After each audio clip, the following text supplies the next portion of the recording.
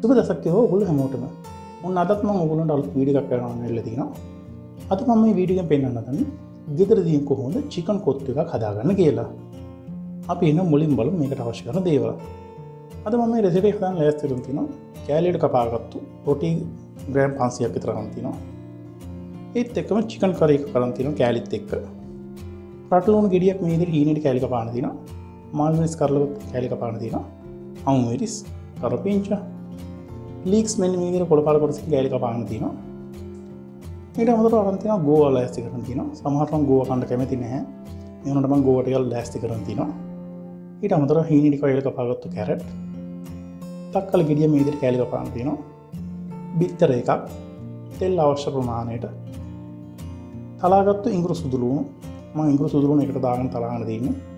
ලුණු කුඩු කෑලි මිරිස් අවශ්‍ය ප්‍රමාණයට ඒත් එක්කම සීසනින් පවුඩර් ටිකක් අරන් තියෙනවා. සීසනින් පවුඩර් තියන්න දෙකක් හරි. මෙන්න මේ දේවල් ටික තමයි ඕන වෙන්නේ. අපි නම් බලමු කොහොමද මේ කොත්තු එක හදාගන්න කියලා. මුලින් මේ වගේ පෑන් එක ලිපේ තියාගෙන අපි ලිප් පත්තු කරන මේ පෑන් එක ටික රත් කරගන්න ඕනේ. පෑන් එක රත් වුණාට පස්සේ ඊට පස්සේ මම කරන්නේ මෙන්න මේ විදිහට තෙල් ටිකක් දාගෙන මේ තෙල් ටිකත් දැන් හොඳට රත් කරගන්නවා. තෙල් ටික දැන් හොඳට රත් වෙලා තියෙන්නේ. දැන් මම මේකට මුලින්ම දාගන්නවා කරපිංචා ඉඟුරු සුදු ලුණු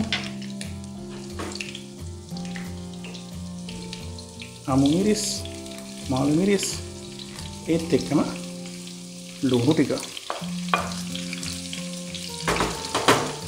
දාගෙන මේක පොඩි වෙලාවක් මෙන්න මේ විදිහට පොඩ්ඩක් බැද ගන්න ඕනේ. මෙන්න මේ විදිහට බැදගත්තට පස්සේ ඊට පස්සේ මම මේකට දාගන්නවා බිත්තර එකක්.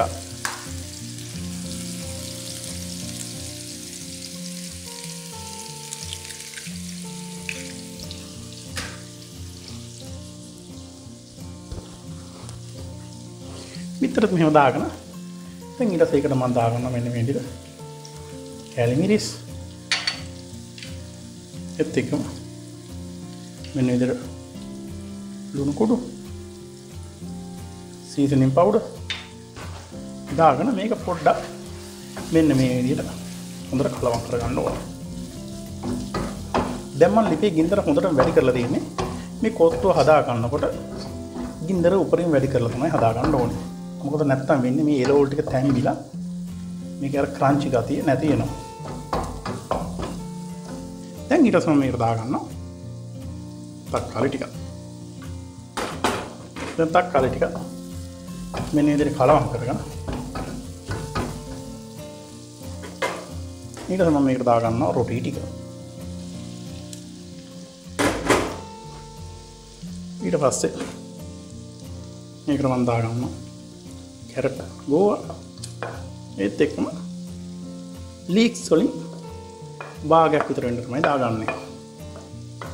මම ටිකක් අරන් තියාගන්නවා. මොකද කොත්තුව හදලා ඉවරනට පස්සේ පොඩ්ඩක් උඩින් දාගන්න. එතකොට මේ කොත්තුවට අමුතුම රහක් වෙනවා. දැන් ඊට පස්සේ මේකට දාගන්න ඕනේ. මෙන්න මේ විදිහට චිකන් කරි එක චිකන් කෑලි ටිකයි දාගෙන දැන් මේක හොඳට මෙහෙම කලවම් කර කර මේ කොත්තුව පොඩ්ඩක් ඩ්‍රයි ගතියට එනකන් හදා ගන්න ඕනේ.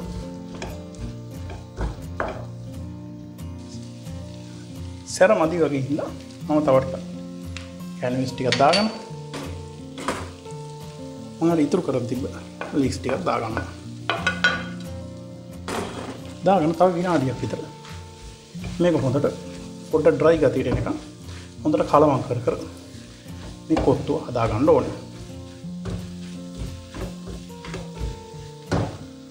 විනාඩි දෙකක් තුනක් විතර මෙන්න මේ විදිහට ගැඩි ගින්දරේ පොඩ්ඩක් ඩ්‍රයි ගතියට එනකන් හදාගත්තට පස්සේ අපේ කොත්තු දැන් ලෑස්ති. අපි දැන් බලමු කොහොමද මේක පිළිගන්නන්න කියලා. ඉතින් මෙන්න මේ විදිහට තමයි ඊටමත් ඉක්මනින් පහසුවෙන් ගෙදරදීම චිකන් කොත්තු රොටි එකක් හදාගන්නේ. ඉතින් ඔයගොල්ලෝ උත්සාහ කරලා බලන්න. නැවත වීඩියෝ එකකින් හමු වෙන තුරු සුබ දවසක්.